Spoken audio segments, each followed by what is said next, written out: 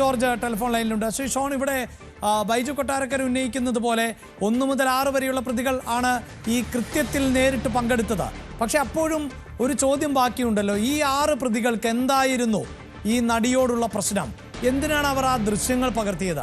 അത് ആർക്ക് വേണ്ടി എന്ന ചോദ്യം ഇപ്പോഴും അവിടെ നിലനിൽക്കുകയല്ലേ? അതിനൊരു ഉത്തരം കൂടി ഉണ്ടാകണമല്ലോ ശ്രീ ഷോൺ. ഞാൻ അദ്ദേഹം പറഞ്ഞതിനൊന്നും ഞാൻ മറുപടി പറയുന്നില്ല. പക്ഷേ എന്നെ സംബന്ധിച്ചിടത്തോളം തുടക്കം മുതൽ ഈ കേസ് നിരീക്ഷിച്ച ഒരാളാണ് ഞാൻ പറയുന്നു, this is A totally fabricated case, 100% fabricated ആയിട്ടുള്ള ഒരു കേസ്. ഇത് എങ്ങനെ ഇവിടെ വന്നു എന്നുള്ളതൊക്കെ ഇനി കാലം ചർച്ച ചെയ്യേണ്ട വിഷയമാണ്. പക്ഷേ ഈ വിഷയത്തിൽ 1 മുതൽ 6 പ്രതികൾ വരെ ഞാൻ പറഞ്ഞത് ഇപ്പോൾ അദ്ദേഹം പറഞ്ഞ പോലെ തന്നെ പറയുന്നു, കോടതിയുടെ തീരുമാനം എന്താ, അതിലെ കോടതി വിധി എന്താണെങ്കിലും അത് മാനിക്കുക എന്നുള്ളത് നീതി വ്യവസ്ഥയെ അംഗീകരിക്കുന്ന ഒരു വ്യക്തി എന്ന നിലയിൽ എന്റെ കടമയാണ്, ഞാനത് ചെയ്യുന്നത്. പക്ഷെ ഈ വിഷയത്തിൽ എങ്ങനെ ദിലീപിന്റെ പേര് വന്നു എന്നതിനെ സംബന്ധിച്ച് സമഗ്ര അന്വേഷണം ആവശ്യമാണ്. ഇതിനകത്ത് വലിയ രീതിയിൽ രാഷ്ട്രീയം കടന്നു വന്നിട്ടുണ്ട്. ആ സമയത്ത് ഈ വിഷയമുണ്ടായ ആ സമയം മുതൽ ഈ നിമിഷം വരെയും ഈ വിഷയത്തെ കമ്മ്യൂണിസ്റ്റ് പാർട്ടി ഉപയോഗിച്ച രീതി, ഈ വിഷയത്തിൽ ദിലീപിനെയും കുടുംബത്തെയും വേട്ടയാടിയ രീതി, ഇതിനേക്കാൾ വലിയ മീഡിയ ഹൈപ്പ് ഉണ്ടായിരുന്നല്ലോ നമ്മുടെ ഫ്രാങ്കോ പിതാവിന്റെ വിഷയത്തിൽ. അവിടെ എന്താ സംഭവിച്ചത്? അവിടെയും ഇത് തന്നെയാണ് സംഭവിച്ചത്. അല്ല, ഇതിൽ ഈ താങ്കൾ പറയുന്ന രാഷ്ട്രീയ ആരോപണങ്ങൾ പറയുമ്പോൾ എന്തായിരുന്നു ആ രാഷ്ട്രീയ പാർട്ടിയുടെ ലക്ഷ്യം ഇങ്ങനെ ദിലീപിനെ പോലെ ഒരു താരത്തിനെതിരെ രംഗത്ത് വരുമ്പോൾ? അല്ല, ദിലീപിനെ പോലെയുള്ള ഒരു താരത്തിനെ പോലും ഇപ്പൊ ഇവിടെ ആളുകൾ സംശയിക്കുന്നുണ്ട്. ആ സമയത്ത് ദിലീപിനെ പോലെ ഒരാള് ഇത്തരത്തിലുള്ള കുറ്റകൃത്യം ചെയ്തു എന്ന് പൊതുസമൂഹത്തിൽ വരുമ്പോൾ അങ്ങനെ അത്രയും ശക്തനെ പോലും കൈവിലങ്ങിട്ടുകൊണ്ട് നടത്തിയ, അവർക്കെതിരെ പോലും ശക്തമായ നിലപാട് സ്വീകരിച്ച പിണറായി വിജയനാണ് കേരളം ഭരിക്കുന്നത് എന്നുള്ള വലിയ മാർക്കറ്റിംഗ് ആണ് ആ കാലഘട്ടത്തിൽ ഉണ്ടായത്. സ്ത്രീപക്ഷ നിലപാടിന്റെ അത് പക്ഷേ അങ്ങനെ ഷോൺ അങ്ങനെ നമുക്ക് എങ്ങനെയാണ് വിലയിരുത്താൻ സാധിക്കുക? കാരണം ദിലീപിലേക്ക് ഉടനെ എത്തിയതല്ല. ആദ്യം അറസ്റ്റിലാകുന്നത് മാർട്ടിനാണ്, പിന്നീട് പൾസർ സുനി ഉൾപ്പെടെയുള്ളവർ, ഈ കുറ്റകൃത്യത്തിൽ 1 മുതൽ 6 വരെ ഉള്ളവർ. അതിനുശേഷമാണല്ലോ ഈ ജയിലിൽ വെച്ചുകൊണ്ട് തന്നെ പൾസർ സുനി ഈ ദിലീപിന്റെ മാനേജറുമായി ബന്ധപ്പെടാൻ ശ്രമിച്ച വിവരങ്ങളടക്കം പുറത്തു വരുന്നത്. ദിലീപ് 2013 അബാദിലുണ്ടായിരുന്നപ്പോൾ അവിടെ പൾസർ സുനി ഉണ്ടായിരുന്നു, 2015 തൃശ്ശൂരിലുള്ളപ്പോൾ പൾസർ സുനി ഉണ്ടായിരുന്നു, 2016 കാരവനിൽ കൂടിക്കാഴ്ച നടത്തി. ഇതിനൊക്കെ ശേഷം ഈ കൃത്യം നിർവഹിച്ചതിന് ശേഷം കാവ്യ മാധവന്റെ ഉടമസ്ഥതയിലുള്ള സ്ഥാപനത്തിൽ ഒരു പൊതി ഏൽപ്പിച്ചതും വാർത്തയായി വന്നത് ഓർമ്മയില്ലേ? ഞാനൊരു കാര്യം ചോദിച്ചോട്ടെ, ഈ കേസിന്റെ അന്വേഷണം ഒരു നിർണായക ഘട്ടം വരെ, അതായത് ഈ മറ്റേ ഒരു സംഘടന ഉണ്ടല്ലോ, വനിതാ വുമൻസ് കളക്റ്റീവ് എന്ന് പറയുന്ന ഒരു സംഘടന, മുഖ്യമന്ത്രിയെ കാണുന്നോടം വരെ ദിലീപ് പിക്ചറിലില്ല. പിന്നെ എവിടുന്ന പെട്ടെന്ന് ദിലീപ് പിക്ചറിൽ വരുന്നത്?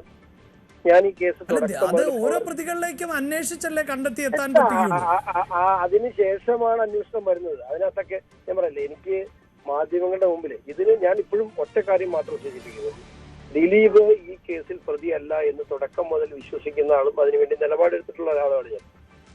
അതിന്റെ പുറകിൽ വലിയ രാഷ്ട്രീയ ഗൂഢാലോചന ഉണ്ടായിരുന്നു. അതിന്റെ ആ വിഷയത്തിൽ നിന്നും ലാഭമെടുത്ത ആളാണ് ഇപ്പോൾ മുഖ്യമന്ത്രിയായിട്ടിരിക്കുന്ന പിണറായി വിജയൻ അദ്ദേഹത്തെ രക്ഷിക്കാൻ ശ്രമിച്ചു എന്നൊക്കെ പറയുന്നത്. ഇപ്പം ബൈജു കൊട്ടാരക്കര പറഞ്ഞ ഏത് അർത്ഥത്തിലാണെന്ന് എനിക്കറിയില്ല. എങ്ങനെയാണെങ്കിലും അദ്ദേഹത്തെ രക്ഷിക്കാൻ ശ്രമിക്കും എന്നൊക്കെ പറഞ്ഞാൽ ഏതൊക്കെ തലത്തിൽ ദിലീപിനെ കൊടുക്കാൻ ശ്രമിക്കും അതെല്ലാം ശ്രമിക്കും. ഒന്ന് തുടരുക. നടി രഞ്ജിനി ഇപ്പോൾ ടെലിഫോൺ ലൈനിലുണ്ട്.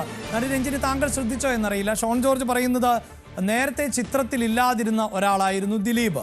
അതിനുശേഷം വനിതാ സംഘടനയടക്കം മുഖ്യമന്ത്രിയെ കാണുന്നു, പിന്നീടാണ് ഈ കേസിന്റെ ചിത്രത്തിലേക്ക് ദിലീപ് വന്നത് എന്നുള്ളതാണ്. താങ്കൾക്ക് എന്താണ് പറയാനുള്ളത്? അവര് എല്ലാവർക്കും അവരുടെ ഒപ്പീനിയൻസ് ഉണ്ട്. ഞാൻ അതിനെ ഒന്നും കമന്റ് ചെയ്യാൻ എനിക്ക് ഞാൻ തയ്യാറില്ല. പക്ഷെ ഈ വിധി വന്നത് അതിനെ കുറിച്ച് എനിക്ക് സംസാരിക്കാം. കാരണം ഒരു കോടതി മീൻസ് അവർക്ക് എവിഡൻസ് വേണം, അത് വെച്ചിട്ടാണ് ആളുകള് പണിഷ് ചെയ്യുന്നത്. പക്ഷെ ഈ കേസില് ദിലീപിക്ക് അഗെയിൻസ്റ്റ് ആയിട്ട് ഒരു ഇനഫ് എവിഡൻസ് ഇല്ലാതെ പോയി. അത് കാരണം കൊണ്ടാണ് ദിലീപിന് വെറുതെ വിട്ടു. സോ ഇത് ഇൻവെസ്റ്റിഗേഷൻ സമയത്തില് നേരത്തെ നമ്മൾ പോലീസ് എല്ലാവരും നല്ല രീതിയിൽ ഒരു ടെമ്പറിങ് നടക്കാതെ ചെയ്തിരുന്നെങ്കിൽ ഈ കേസ് വേറെ ഇതിൽ പോയാനെ. പക്ഷെ അത് ഒന്നും ശരിയായിട്ട് നടന്നിട്ടില്ല. അത് കാരണം കൊണ്ടാണ് ഇങ്ങനെ വന്നത്. ബിക്കോസ് കോടതിയിൽ വരുമ്പോ പണിഷ്മെന്റ് വേർഡിക്റ്റ് എന്ന് വരുമ്പോൾ എവിഡൻസ് വെച്ചിട്ടുള്ള ഒരാള് നമുക്ക് എന്തെങ്കിലും കുറ്റം പറയാൻ പറ്റുള്ളൂ. ഇപ്പൊ ഇവിടെ ഒരു കുറ്റം പറയാൻ പറ്റില്ല, because evidence not enough evidence.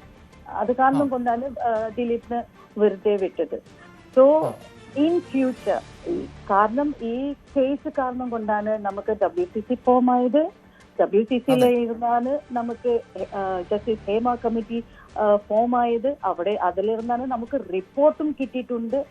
ഇനിയെങ്കിലും ഈ ഗവൺമെന്റ് ആ റിപ്പോർട്ട് പ്രകാരം ട്രൈബ്യൂണൽ എന്റർടൈൻമെന്റ് ട്രൈബ്യൂണലാണ് അതിൽ ഫസ്റ്റ് ആയിട്ട് എഴുതിയിരിക്കുന്നത്.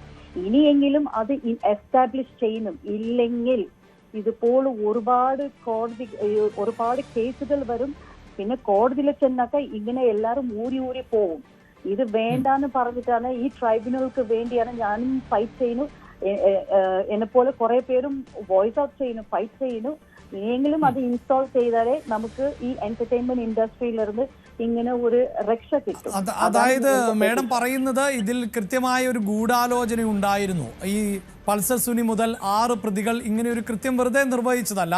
പക്ഷേ അത് തെളിയിക്കപ്പെട്ടില്ല. അതിന് ആരാണിത് നടത്തിയത്, അല്ലെങ്കിൽ ദിലീപാണിത് നടത്തിയത് എന്നത് ടെക്നിക്കലി തെളിയിക്കപ്പെടാതെ പോയി എന്നതുകൊണ്ട് മാത്രം ദിലീപ് രക്ഷപ്പെട്ടു. അങ്ങനെയാണല്ലേ? എക്സാക്ട്ലി, അത് തന്നെ. ബിക്കോസ് കോടതിയിൽ വരുമ്പോൾ എവിഡൻസ് വെച്ചിട്ടാണ് നോക്കുന്നു. പക്ഷെ ഇവിടെ എവിഡൻസ് ഇല്ല കറക്റ്റ് ആയിട്ട് ഇങ്ങനെ പിൻ ചെയ്യണമെന്ന് പറഞ്ഞിട്ട്. കോടതിയിലെ നമ്മള് ഹിയർസേ വെച്ചിട്ട് വെറുതെ ഇവർ പറഞ്ഞു അവർ പറഞ്ഞു വെച്ചിട്ട് നമുക്ക് ഒരാളെ ശിക്ഷ ചെയ്യാൻ പറ്റൂല. എവിഡൻസ് വേണം. അത് ഇവിടെ ഈ കേസിൽ എവിഡൻസ് ഇല്ലാതെ പോയി. അത് കാരണം കൊണ്ടാണ് ഇന്ന് ദിലീപ് ഇന്നസെന്റ് ആയത്.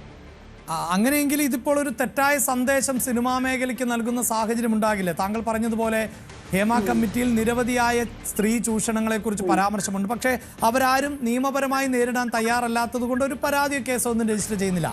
പക്ഷെ ഒരു കുറ്റവാളി ഇങ്ങനെ രക്ഷപ്പെടുന്നു. ഒരാൺ മേൽക്കോയ്മ ഇപ്പോഴും സിനിമയിൽ നിലനിൽക്കുന്നു. അത് തുടരുക തന്നെ ചെയ്യും. ഇങ്ങനെയുള്ള പ്രതികൾക്ക് രക്ഷപ്പെടാൻ പഴുതുകളുണ്ട് എന്നതൊരു തെറ്റായ സന്ദേശമല്ലേ, ഒരു മെസ്സേജ് അല്ലേ നൽകാൻ പോകുന്നത്? അതല്ലേ ഞാൻ സീരിയസ് ആയിട്ട് ഞാൻ ഇവിടെ എന്താ പറയാ പറയുന്നത്, ഫൈറ്റ് ചെയ്യുന്നത് എന്തിനു വേണ്ടി നമുക്ക് എന്റർടൈൻമെന്റ് ട്രൈബ്യൂണൽ വേണം എന്നാണ് ഞാൻ പറയുന്നത്. അഥവാ ഒരുപാട് കോൺക്ലേവ് ഇപ്പം നടത്തി നമ്മളുടെ ഗവൺമെന്റ്. അതിൽ എന്റെ നേട്ടം വന്നത് നമുക്ക് അത് ഇവന്റ് മാനേജ്മെന്റ് ആണ് ഒരു കോൺക്ലേവ് നടത്തുന്നത്. ഒരു ജസ്റ്റിസ് ഒരു സീരിയസ് ഫൈൻഡിങ് അല്ലേ എന്റർടൈൻമെന്റ് ട്രൈബ്യൂണൽ. എന്ത് കാരണം അത് ചെയ്യാത്തെ? അത് ചെയ്തിരുന്നെങ്കിൽ ഒരുപാട് കേസുകൾ ഇപ്പൊ ആ ട്രൈബ്യൂണലിൽ വന്ന് കിടന്നാനെ. അപ്പോൾ നമുക്ക് ജസ്റ്റിസ് കിട്ടിയാനെ. എന്ത് കാരണം കൊണ്ട് ഇത്ര വർഷമായി അത് ചെയ്തിട്ട് കമ്മിറ്റി ഫോം ചെയ്ത് അത് 5 വർഷം ഫ്രീസറിൽ വെച്ച് പിന്നെ അത് കഴിഞ്ഞിട്ട് റിലീസ് ചെയ്തു, പബ്ലിഷ് ചെയ്തു. അതിൽ തന്നെ ഞാൻ പോയി പരാതി കൊടുത്തു. ബിക്കോസ് നമ്മളുടെ കോൺസെന്റ് ഇല്ലാതെയാണ് അത് ചെയ്തിരിക്കുന്നത്. പിന്നെ എന്നെ പോലെ ആൾക്കാർ കുറെ പേര് ഞങ്ങളോട് സ്റ്റേറ്റ്മെന്റ് കൂടെ അതിൽ കണ്ടിട്ടില്ല.